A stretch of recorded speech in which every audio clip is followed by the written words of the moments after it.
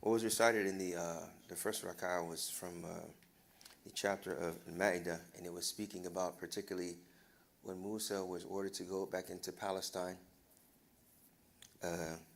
with the people with him, was ordered to go back into Palestine after it was conquered by those that were from Egypt. And subhanAllah, I'll recite the verses and then I'll mention the portion.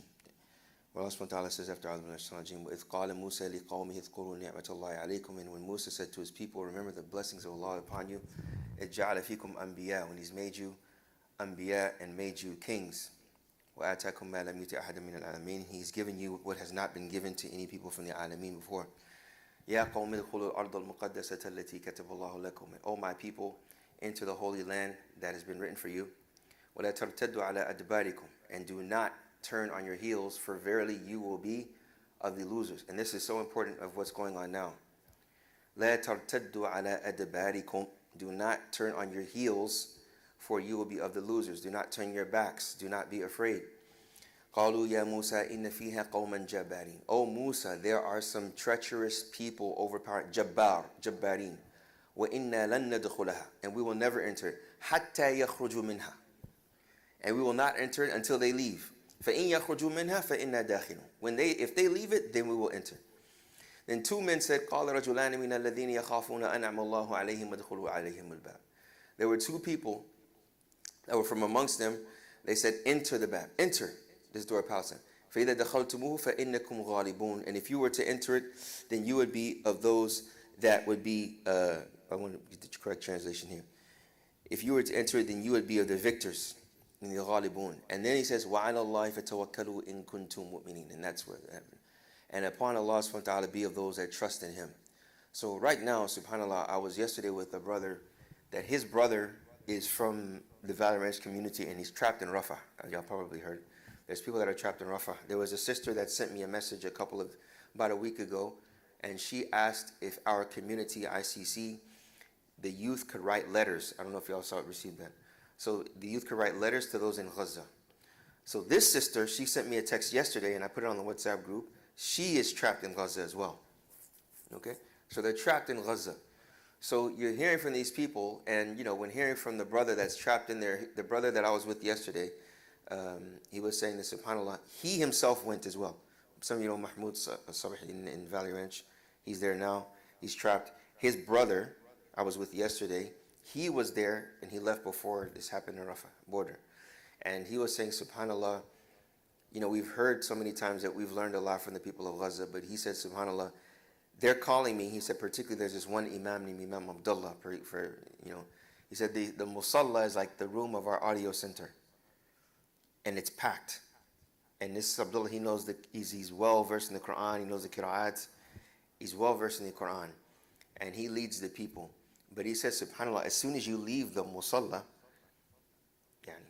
it's just, he said they aim for their legs. I'll tell you that much. When they aim for the women particularly, they aim for their legs.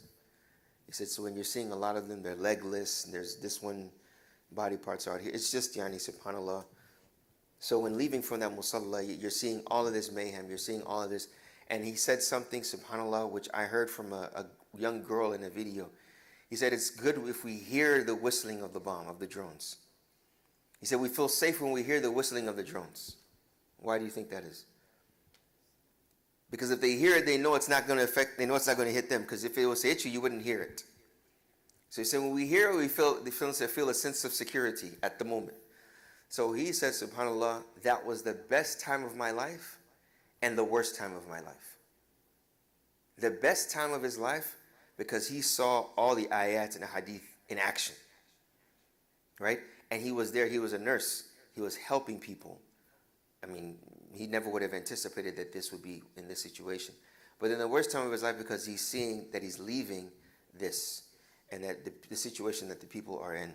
So when I recited this last portion of the verse, وَعَلَى اللَّهِ فَتَوَكَّلُوا إِن كُنْتُم مُؤْمِنِينَ, and for Allah subhanahu wa ta'ala, trust in Him if you are truly of the believers, إِن كُنْتُم مُؤْمِنِينَ, which is beautiful.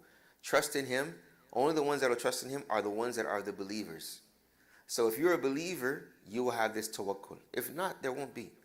So when seeing, subhanAllah, as he was mentioning the brothers and sisters there, their trust in Allah subhanahu wa ta'ala when there's absolutely nothing, and at any moment, they don't know what can happen. But their ultimate trust in Allah subhanahu wa ta'ala, as what these two men told the people that were afraid to go into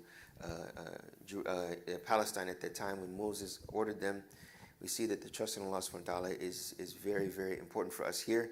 But subhanAllah, when seeing the manifestation of their trust, it's amazing. If I just remember the video, if some of y'all saw the man trapped in rubble and he was praying in the rubble. I mean, you don't know what's going to happen at that moment.